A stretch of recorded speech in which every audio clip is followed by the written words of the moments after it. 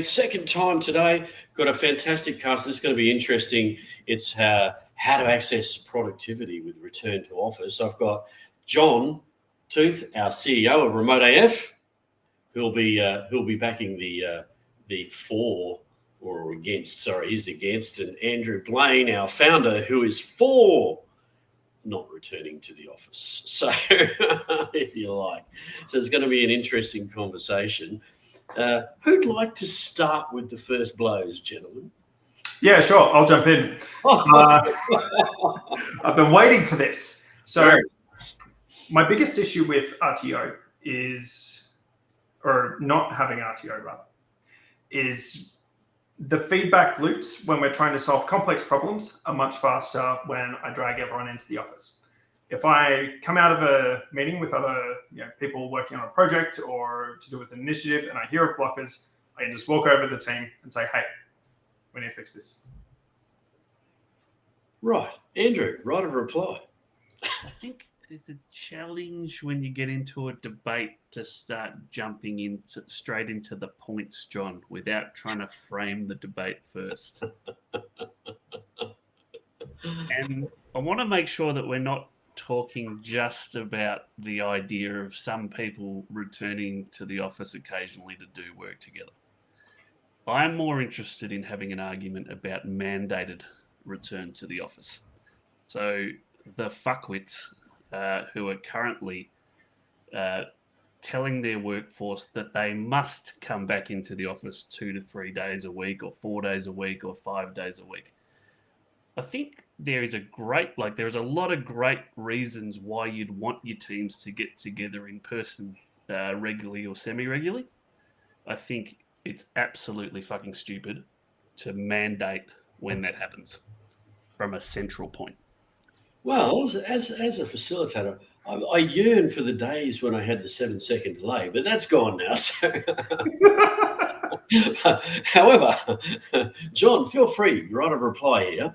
Yeah, no, absolutely. That framing is fine by me, because when we talk about RTO, and I'm happy to, for the sake of this argument, say mandated RTO is 110% what we want to do, because I've got steercos on Monday, I've got a project meeting on Tuesday. The availability of the team being in office so I can contact them and generate this discussion ad hoc. That's where the value is. It's availability to leadership that makes these things move faster. And I don't get that if they're just turning up on Friday for the free beer. Free beer is great, and that is one reason why I think getting together regularly is a good thing. I fundamentally disagree. Look, there are some... there is a certain type of feedback loop that you miss when you're working remotely. And that is kind of, if you're sitting in a room, one of the great examples of this is trading floors or newsrooms or places where people kind of are sitting in an area where there's lots of information that's coming in. And part of the job is to kind of, for your mind to filter that information for tidbits that are going to be useful. I think in those sort of environments, and the research actually supports this, there's a lot of value being in a space where that noise and mess is happening, because being in that space over time, your brain actually starts to be very, very effective at picking out the little bits that you need to and turning those into valuable insights. So you can sit there and you can be doing stuff, and then you'll hear something on the next table and you go, oh shit, that's something I've got to find out about because I've connected that to something that I'm doing. So that's really amazing. And you can also get that in knowledge work teams as well. So if you're working on stuff together and you're trying to do something and someone over on a couple of tables over from you says something, you can kind of pick up on that and go, oh hell, that's something I need to know. And that can stimulate a face-to-face conversation. However, the likelihood these days that all the people who are working on anything of significance are all sitting together in the same space, and for that to happen, is pretty low. So before you jump into it, I'll throw a hand grenade into this as well. So John, I'll flip either way because I'm middle ground here as the moderator. But it seems to me that I feel comfortable with your argument to a point. If that was the real reasoning around why they want people to come back to work, it seems to me that this is driven by the real estate urge to fulfill their contracts and fulfill their buildings. And now they want people back because that's purely driving it rather than thinking about the actual people. What say you? I would argue that if we're talking about things from a perspective of productivity and return to office, which is my argument today and the argument that is most often referenced, I don't see anyone, and I'm happy to be corrected, but I have not yet seen anyone say, hey, we've got a lot of investment in commercial real estate, so you have to come into the office because of that reason. It's usually about connection and productivity. And I would argue that much of the lessons that we've learned from the past 2 to 3 years, where we've had material reasons to stay away from the office, reapplying those back into a full-time office context would accelerate things to even faster than what they were prior to COVID. Even the remote AF templates, we can print them out today and just have them hanging up on a wall. Could you imagine the beauty of such an obeyer that you could build for an entire program of work using those? Like, if you actually take some of this stuff, like the arguments keep coming up that, we're just like, as a community going through this thing where we're solving these problems around trying to navigate some of the more complex things of working remotely or figuring out when are the right times to come to the office. A much simpler solution is actually just bring everyone back into the office and bring the remote lessons back in with us. Andrew? Yeah. All right. So I want to talk about talent, John, because I think one of the things that we are getting very clear signals from the market, one of the clear signals we're getting from market is that talent doesn't want to return to the office. Now, it's important to recognize something with talent. Any human pursuit is not a normal distribution in terms of the talent pool. So if you think about something like the fastest person in the world, there are people that can all kind of run at a baseline speed. Like there's people that are a bit slower, there's people that are a bit faster. At some point, you get to the point where you realize that you're in that kind of top tier running talent. So then there are kind of amateur running competitions, and the sprinters in those competitions are much quicker than the sprinters in the general population. Then you get the semi-professionals. Then you get the professionals. Then you get the top echelon of professionals internationally. Then you get the people that win the semi-finals. Then you get the people that win the finals. And then right out on the edge is Usain Bolt. And Usain Bolt is as much faster as the guy who's coming second in that race as that guy is to the guys who are coming third, fourth, and fifth to the professionals. Like it's a very, very skewed distribution for talent. LeBron James is much better than the next best basketballer. Like you think of any human pursuit, it doesn't really just sit kind of naturally like this. It's a bit like this. Salary, on the other hand, does tend to have sort of a banded normal distribution.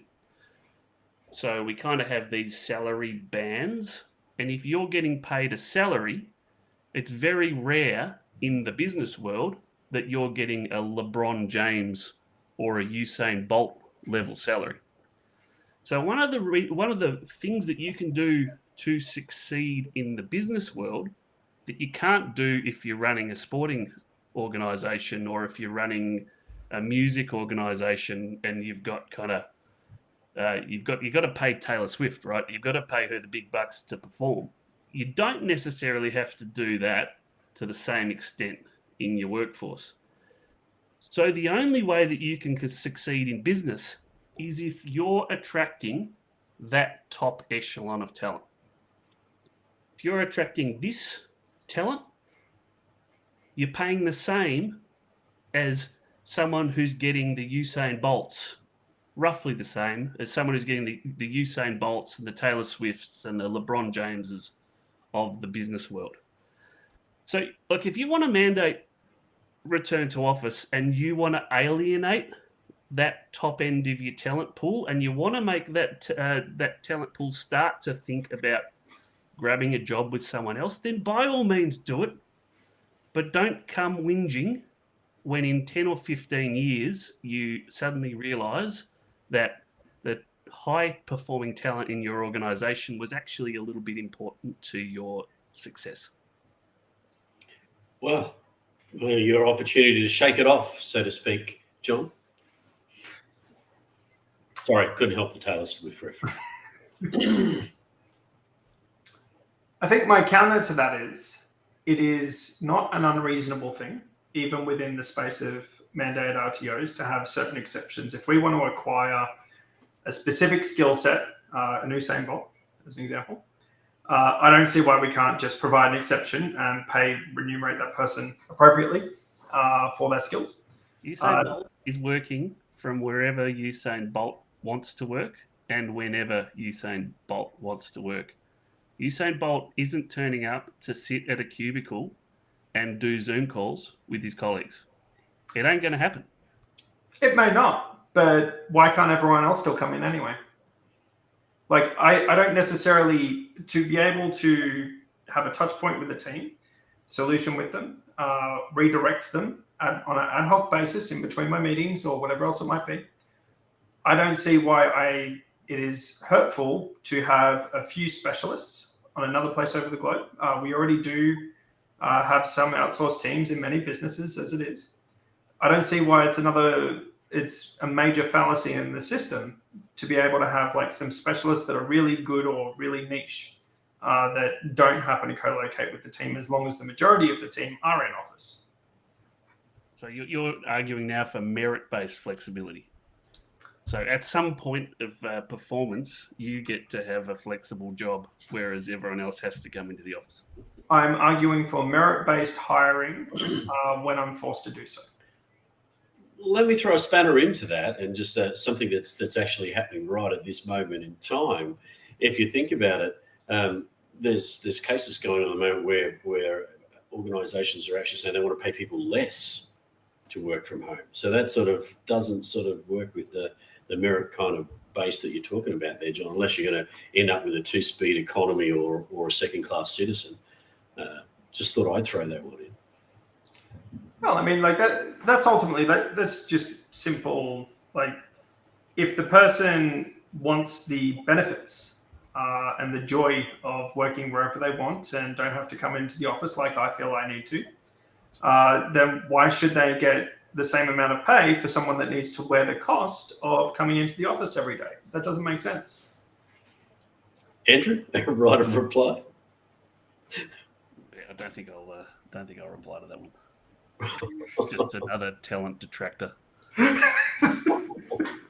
So let me get this straight though.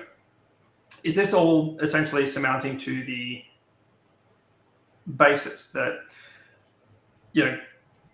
if I want to have flexibility and talent, then I need to allow people to have more flexibility in work and still pay them the same amount, still they get all the same benefits. I don't see the win in the company outside of just accessing the same talent that we had 3 years ago anyway.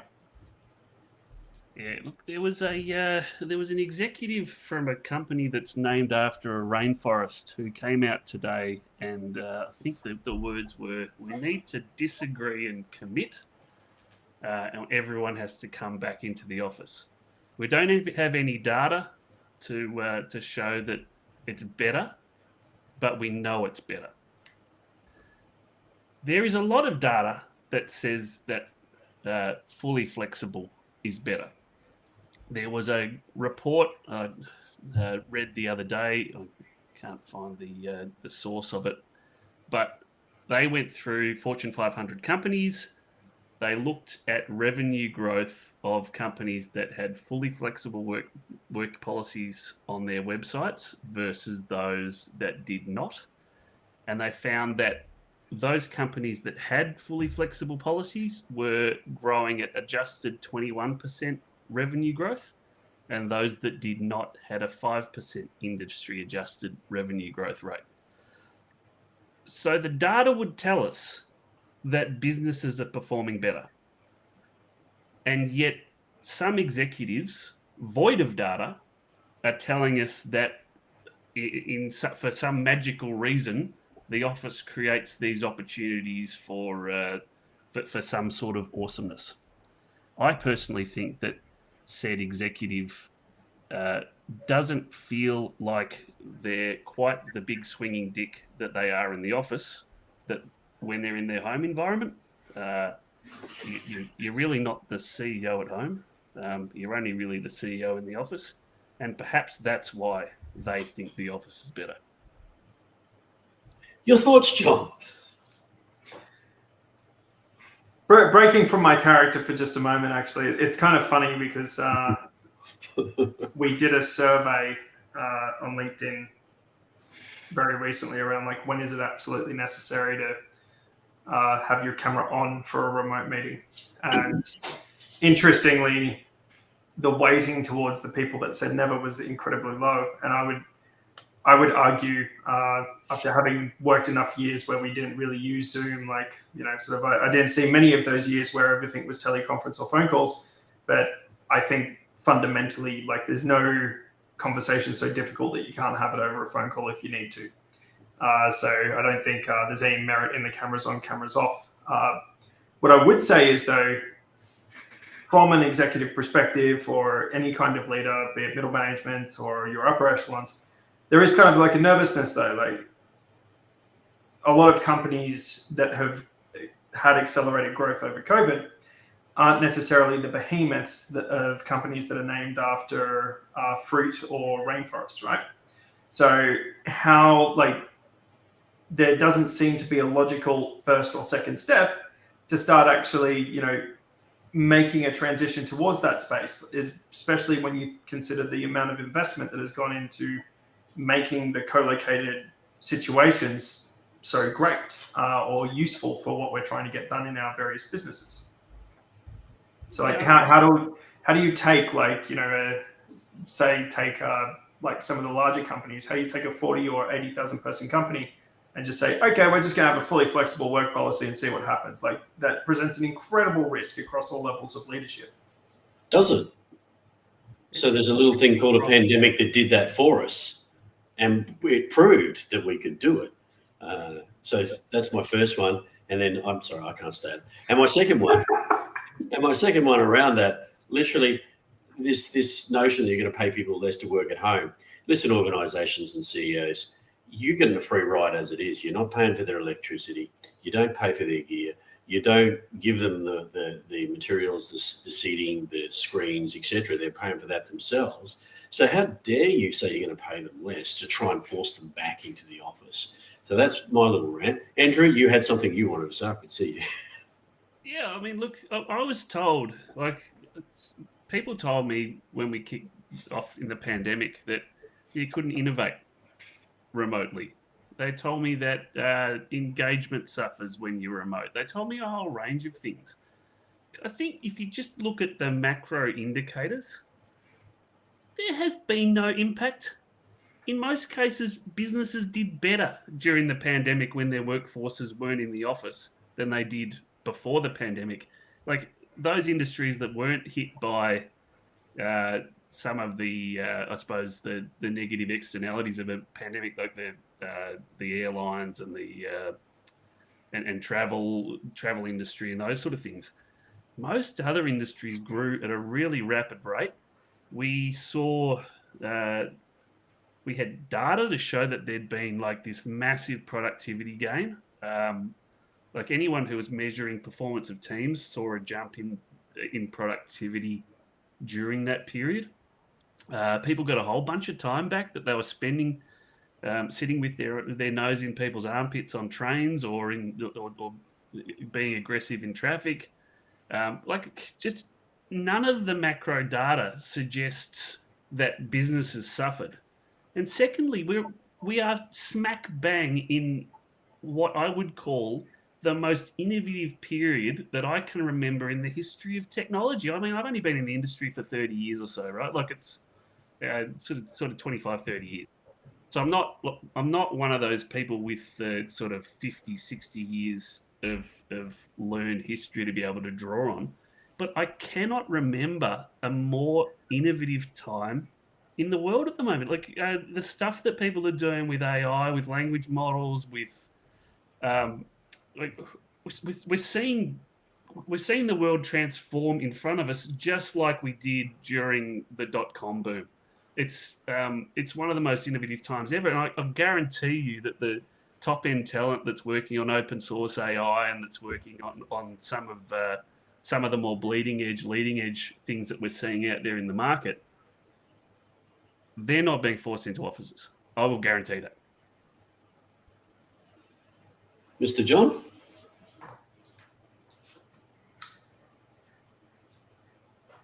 That is a good point. But not every company is working on the bleeding and leading edge. Like there are a lot of companies where the work is novel because of their context, not because they're trying to invent novel or new things.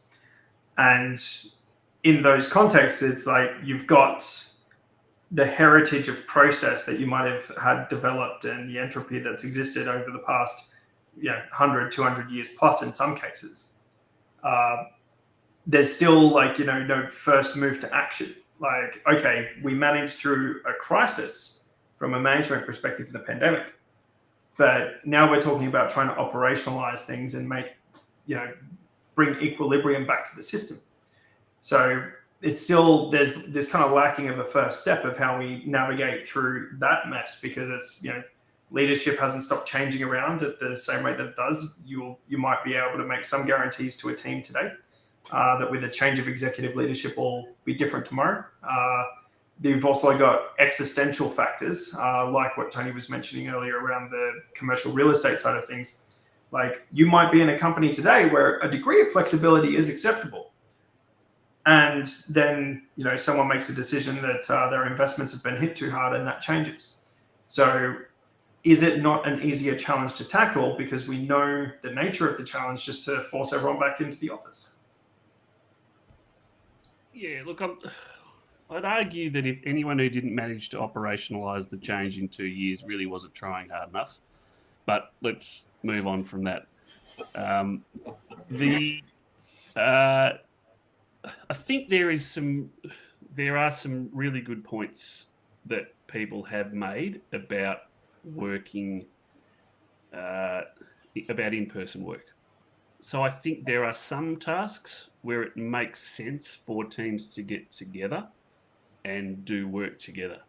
If I'm thinking about a project that's got some really complex pieces, or you've got something that requires some very careful politicking, and you need to make sure that you're very carefully managing relationships and that sort of thing, it probably makes sense to get people together to do that sort of work. The challenge is when you're mandating that people are in 2 or 3 days a week, you're not actually designing the work week around the challenges where you're going to be best working together. You're designing the work week around some sort of central schedule that doesn't make sense in context to the people who are doing the stuff. So you'll have people that go into work to do the work that they're more effective doing at home. And then on the days when they're not mandated to be in a space together, they're going to be doing the work that they should be thinking about doing together. So I think if you want to take it seriously and you want to design it properly, design the times that people are together around the work in the backlog that is optimal to do together. The second point I'll make is that when we put data into organizations and we look at the flow of work through value streams, there is an awful lot of wait times in most systems that haven't really started to think about value stream analysis. So if you've got work that sort of goes from this station to this station, it waits there for a while to get something done, then it goes back to this station, then it goes to this station, and you haven't really thought about how to make work flow through that system effectively, then you necessarily have people in your organization who've got very lumpy work days. Like some days they're going to be very busy, some days they're just going to be waiting. So I think it's really easy to understand how people get disengaged from a workplace that says you've got to be here and you've got to be present, when all you're doing is pinging Jeff, who hasn't finished the thing that Jeff needs to finish for you to get moving on your next thing. Or you're just sort of fiddling around the edges trying to kind of clean stuff up and do admin stuff while you're waiting for the real work to start again. So yeah, I think it's important. Like if you want to get the best out of your teams, you need to make sure that the workflows efficiently and effectively so that they can stay engaged with it. So let's be really clear here. You know, from your point of view, Andrew, you're not saying that return to office in terms of a hybrid situation is something that you shouldn't consider. With the wholesale of return to the office for the whole situation of because you should is not where we want to go. Am I correct in asking that? Yeah, mandated return to office driven centrally is absolute nonsense, and it will make those organizations that do it less productive. Guaranteed. A mandate that teams need to consider the nature of the work that they're doing, and for certain types of work, they should get together in person if possible.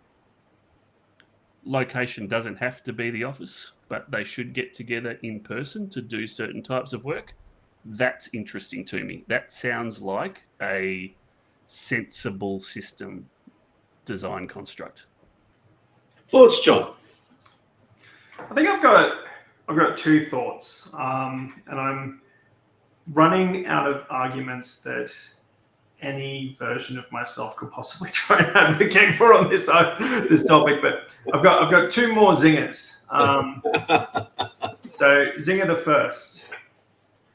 Okay, so maybe we come in and collaborate around, like certain types of work instead of a wholesale return to office that's centrally driven. That is a lovely opinion, but the version of this that has worked the worst, in my experience, is hybrid. Are we not then just designing a new flavor of hybrid where people are turning up as and when they feel like they want to? Again, probably just for the free beer or sort of like a midweek break from the kids at home. Like how are we doing that in a way that's actually going to generate an outcome for the company that's any different than people just disappearing into the ether in a remote landscape and doing whatever they want? May I welcome you to Remote AF, Andrew? Yeah, look, I thought some of the zingers. I think proximity bias is a real thing, and that's one I expected you to bring up, because I think it's.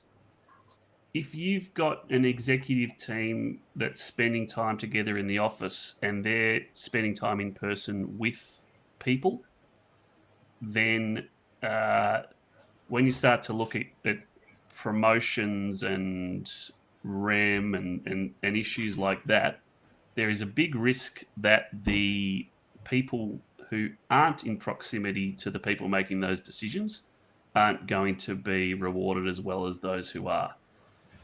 I think that's something that remote or any organisation that's got a flexible policy that means that people are in two spots has to consider. The other key issue that I think is a real challenge for fully flexible workforces is new starters, and not so much new starters who have to learn how to do things in a new organization, but people who are new to the workforce. So people who haven't worked in teams before, maybe they're fresh out of school or fresh out of university or some sort of vocational training. If they're not working side by side with people, then there's a bit of a correctional element or like there's something that we miss in terms of just little nudges to make sure that they're becoming what a good worker looks like. So they're two challenges that I don't think haven't been solved particularly well for flexible workplaces. I just think, though, that you kind of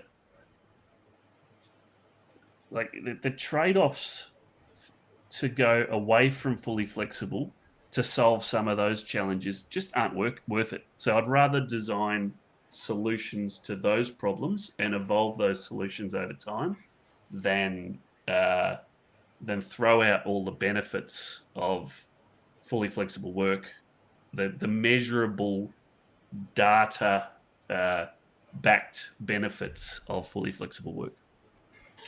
I would also venture towards the question you were asking there, John. You said, are we just going to let the remote workforce just scatter and do what they want to do? Right, and in no context of Shape or Form, we said that today, or should any organisation do that. If they do, then they're an architect of their own doom.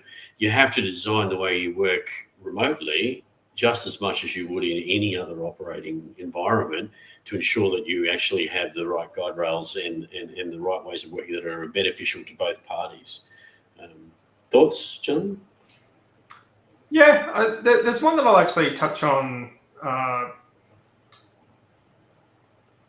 The one around the proximity bias. So it's actually, we lost Andrew. I guess that means I won. But it's funny actually that he mentioned proximity bias when he was with us, because I actually didn't bring proximity bias up because I thought that would be a argument against me. And the particular reason why is because for companies, proximity bias can actually be a challenge, but for an employee, it's really not. Like the general, at least, sort of through my networks, and particularly if you talk to anyone younger than myself, the general heuristic is, unless you're getting significant opportunity at the company you're working at, tap out in 2 years and go to the next one, because that's the best thing to do from an income perspective. So if people are getting promotions purely based off of proximity bias and remote working is sort of slowing you down, well, just go get another job anyway, that's a greater damage to the company. That's why I didn't mention it, because I thought I'd lose the debate faster, essentially. But by the way, Andrew, the fact that you left the scene, John claimed moral victory that you. Yeah, I did, but now you're back, so I need to finish this with my secondary zinger. So, and that one, it actually has a bit more to do with the, sort of what I would bundle up as the notion of like how onboarding impacts this stuff, and sort of like the ability for our leaders, sensory network over what the team performance is, because I believe this is probably reduced somewhat since the pandemic first happened. And it's also probably a driver for the anti-productivity software that monitors employees' keystrokes. But there is a fundamental truth that humans being humans, some humans are going to get jobs, and for whatever means necessary or by any rationale necessary, they're just going to not do the work and charge to multiple places or potentially do not an earnest effort. And in an office context, while that may have still happened, the local leader's ability to sense and respond to that and other sources of underperformance is relatively high. Whereas in a remote situation, you don't have the same nuance to your leadership. Like it's not as easy to go, there's clearly a problem in this team, or within this team, that problem is a personality issue or something like that. Like you have to actively dig a lot more, and it's puts a much greater toll on all my leaders that need to be going to meetings in the office, right? Thoughts? Yeah. So I think one of the reasons that digital whiteboards and other solutions are so powerful is that it allows leaders to see the work happening as it happens. There's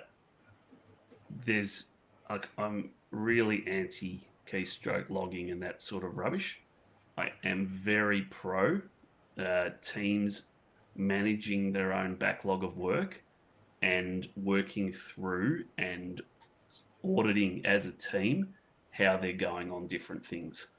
So I think if you've got digital whiteboards for the collaborative stuff that you want to do, and you've got a reasonable work tracking tool that is tracking the outputs of the team, not the keystrokes of the individuals, you're going a long way to being able to solve that problem as a leader. What you won't be able to see is side conversations that people are having. So Tony's probably typing to John right now. Geez, Andrew's a dickhead.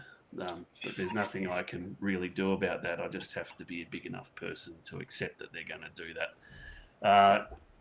There's also, and that issue of people like having two jobs or outsourcing their job or that sort of thing is a very real issue. I've heard of a few examples of that. I think the design, the solution to that is building engagement and making sure that people are really clear that there are certain behavioural standards that we accept, and making sure that the team and the leader come down pretty hard if things breach those standards. But again, like, it's in terms of like a problem to solve, it feels like a minor problem to solve to me, as opposed to solving the greater problem of how do we get great business performance and attract great talent. Like, and those two things, we've got data to say that fully flexible workplaces are better. So let's solve the little issues that we have with that full flexibility with a handful or a fraction of the team, rather than throwing out all those benefits just so that we can solve the problems with a few. In my leadership career, I spent probably 95% of my time managing the 5% of my team that didn't perform as well as they should have. I'd rather, in hindsight, have spent 95% of my time with the people who were performing and designing the 5% out of the organisation. Well, I just want to jump in here for everyone watching along at home. I couldn't help but laugh because my first conversation for more than 5 seconds with Andrew was when he was performance managing me. So I'm glad to have been a part of that 5%. Well, I was going to say, I'm wondering which percent I sit in, because he hasn't had either of those conversations with me.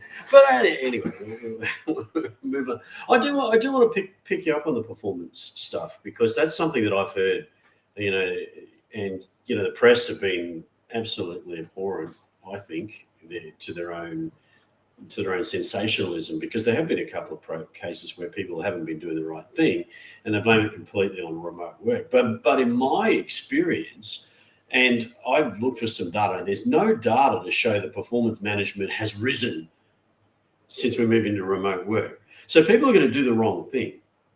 They're going to do it. They're going to do it in physical. We all know Johnny, who disappears for a half an hour and is in a coffee shop or something. And every time we look for him, he's over there and somewhere where he shouldn't be, right? They're going to do the same thing in remote rather than just in the office. So I find it a very null and void point of view to say that's again remote working, because they have the opportunity to slack off, so to speak. Your thoughts, gentlemen? I think that the person who is slacking off at home was probably playing video games in the toilet in the office. Like, I think location is kind of irrelevant here. They'll probably feel a little bit safer slacking off in their home environment, and it'll probably be a little bit harder to see, but it happened, right? and disengaged workforces slack off because they're not engaged in the work. Quiet quitting is not a new thing, it's just a new term. People have been doing that for years. I've worked in many organizations where there's lots of people who sit around with 30-year plaques on their desks and will openly tell you that they're just waiting for a package. Yeah. That stuff happens. It's not new. Like, just because this new generation created a word for it, like, they haven't invented it. We were doing that for a lot longer than you guys were.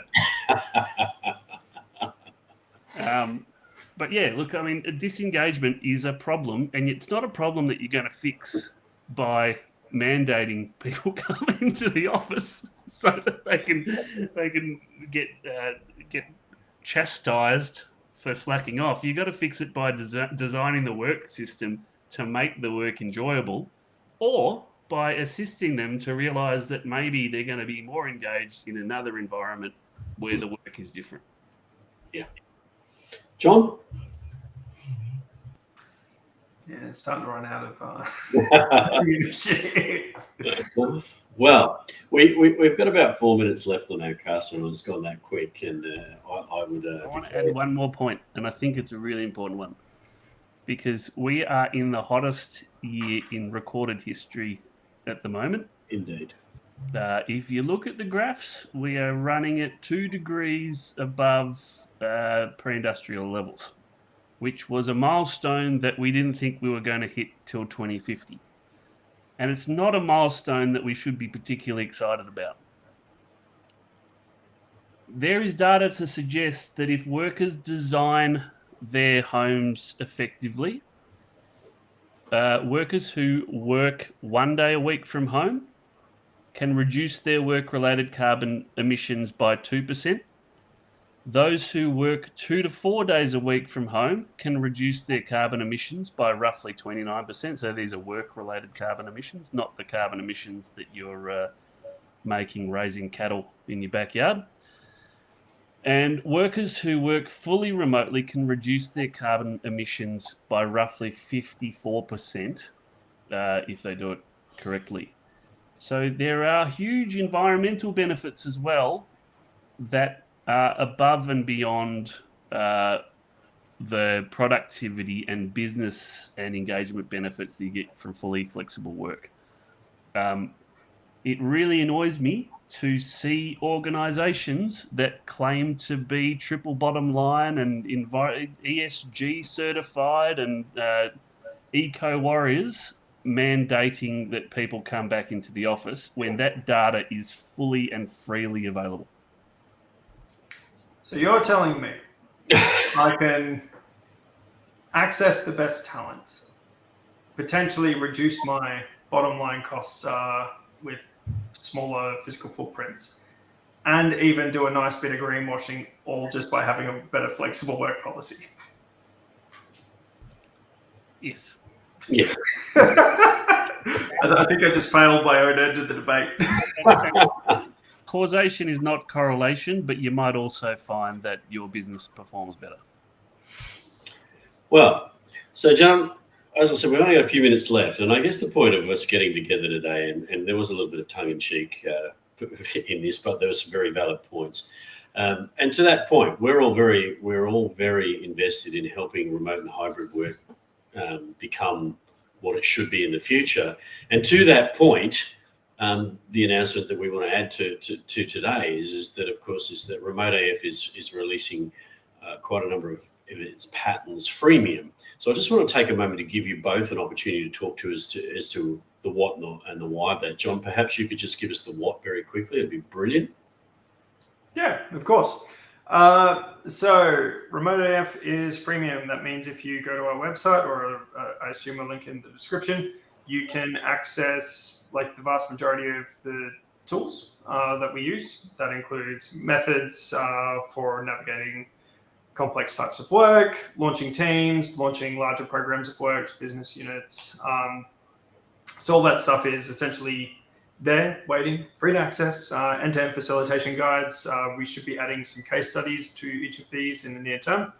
And that also comes with like visual assets you can use to bring this stuff to life in your organization. Some that are mainly designed and compatible with virtual whiteboards, and also ones that can be printed out easily.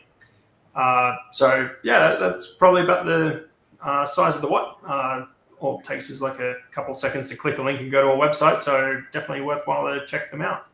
So let's talk about the where before we flip over to Andrew for a comment there. So where can people access that? So they can access it via our website, and there's a button up the top of the webpage. So hard to miss. It says Get Tools. Get Tools, and it's at remoteaf.co if you're wondering what that is. If you're watching this, Andrew, you'd like to hear from yourself as the founder as to why we're moving this way. Yeah, talking about the CEO not being the CEO in their home, I just got in trouble. Yeah, look, the whole point behind Remote EF is that we believe that workers of the future will view office work as a curious relic of the industrial age.